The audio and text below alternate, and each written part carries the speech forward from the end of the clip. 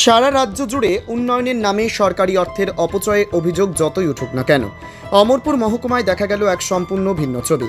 সীমিত বরাদ্দের মধ্যেই কিভাবে আদর্শ উন্নয়ন সম্ভব তার দৃষ্টান্ত হয়ে উঠেছে বুরবুরিয়া ও রাজকাং পঞ্চায়েত অফিস। অমরপুর শহর থেকে মাত্র 8 কিলোমিটার দূরে বুরবুরিয়া পঞ্চায়েত অফিস। 2023 সালে রাজ্য সরকার নির্দেশ দেয় এই পঞ্চায়েত অফিসকে রূপান্তরিত করা হবে একটি প্রশিক্ষণ কেন্দ্রে। সরকারি বরাদ্দের মাত্র 20 লক্ষ টাকা খরচ হয় সম্পূর্ণ নির্মাণ কাজ বাস্তবায়নে। সেই সীমিত অর্থ খরচ করে একতলা ভবনকে দোতলা করে গড়ে তোলা হয়েছে আধুনিক অবকাঠামো।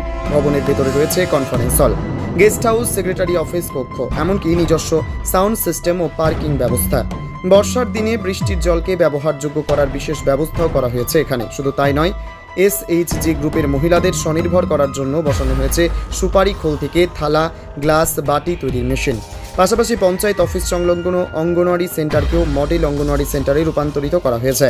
স্থানীয়দের দাবি, সেন্টারের পরিবেশ এতটা সুন্দর ও আকর্ষণীয় যে এলাকার শিশুদের শিক্ষা গ্রহণের প্রতি আগ্রহ কয়েক গুণ বেড়ে গেছে।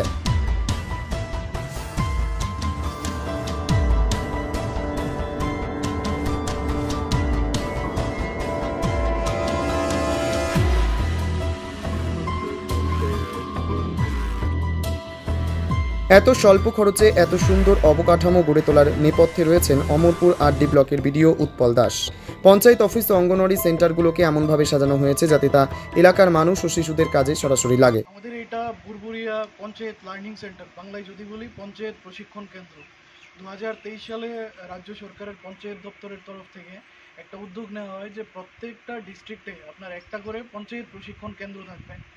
তো 2022 সালে বুরবুরিয়া পঞ্চায়েত চাইল্ড ফ্রেন্ডলি পঞ্চায়েত হিসেবে রাজ্যের মধ্যে শ্রেষ্ঠ পঞ্চায়েত হিসেবে পুরস্কার পায়। এইটার সুবাদে আমাদেরকে 7 লাখ টাকা দেওয়া হয়েছিল যে পঞ্চায়েতটাকে পঞ্চায়েত লার্নিং সেন্টারে পরিবর্তন করতে। তখন এই 7 লাখ টাকা ব্যবহার করে যতটুকু পারা যায় প্রত্যেকটা জিনিস গাইডলাইন ফলো করে আপনার স্ট্যাটাস যেগুলো আমাদেরকে করার কথা বলা হয়েছিল সবগুলো আমরা করেছি। ইন দ্য মিনওয়াইল আপনারা যদি আগে পঞ্চায়েতে এসে থাকেন, এখানে শুধু 3টে রুম ছিল ছোট ছোট। তারপর আমরা অ্যাপ্রুভাল, ডিএম স্যারের অ্যাপ্রুভাল নিয়ে এখানে নতুন পঞ্চায়েত ভবন করেছি। এখন দ্বিতল পঞ্চায়েত পাকা বাড়ি হয়েছে। তো যেটার খরচা সর্বমোট 20 লাখ টাকা।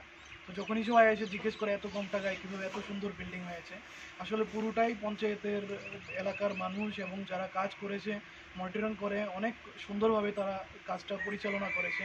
এবং পাশাপাশি যদি দেখেন, আমরা একটা অঙ্গনওয়াড়ি সেন্টার, আগে এটাও একটা পুরনো ভাঙা বিল্ডিং ছিল, এটাকে একদম মডেল অঙ্গনওয়াড়ি সেন্টার হিসেবে পরিবর্তন করা হয়েছে।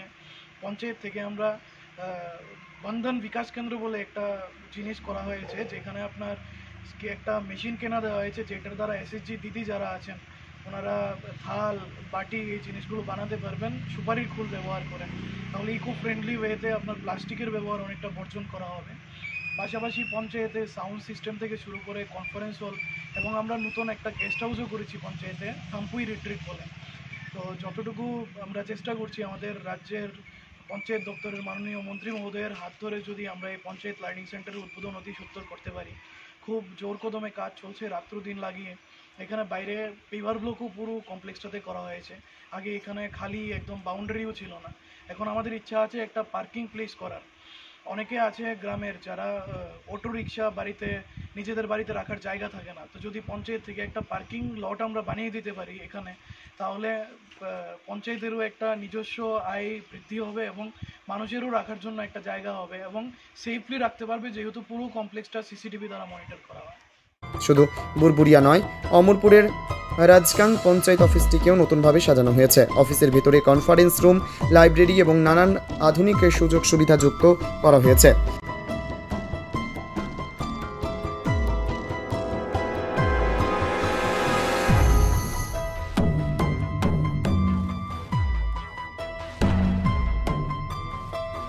এখানকার অঙ্গনওয়াড়ি সেন্টারটিও মডেল অঙ্গনওয়াড়ি সেন্টারে রূপান্তরিত হয়েছে। স্থানীয়দের মতে অমরপুর নগর এলাকায় অন্য কোনো অঙ্গনওয়াড়ি সেন্টার এত সুন্দরভাবে সাজানো হয়নি, যার ফলে শিশুদের সেন্টারে আসার প্রবণতাও বেড়েছে বহুগুণ। অল্প বাজেটে এত বড় কাজ, অমরপুর মহকুমার এই উন্নয়ন নিঃসন্দেহে রাজ্যের জন্য দৃষ্টান্ত স্থাপন করবে। যদি সদিচ্ছা থাকে তবে সরকারি অর্থের সঠিক ব্যবহারই সম্ভব এমন আদর্শ প্রকল্প।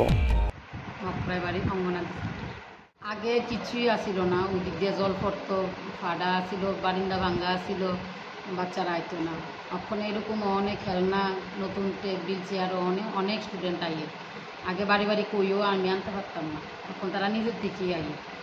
আচ্ছা, পড়াশোনা করে হ্যাঁ, না ইয়ে পড়াশোনা করে।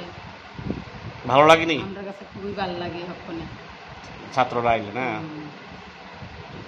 17 জন আইয়ে আর 32 জন খাতার মধ্যে আছে। বাকিরা আই না? বিতরণ করা হয়। তারা 3 বছর পরে স্কুলে আইয়া খাইব। 3 বছর পর্যন্ত বাড়ি দেওয়া হয়। আচ্ছা, কিতা কিতা হয়? সব ডেইলি রান্না হয়? হ্যাঁ। আচ্ছা, আপনার এনে কোনো সমস্যা আছে কি না, সেন্টারে? না এখন কোনো সমস্যা।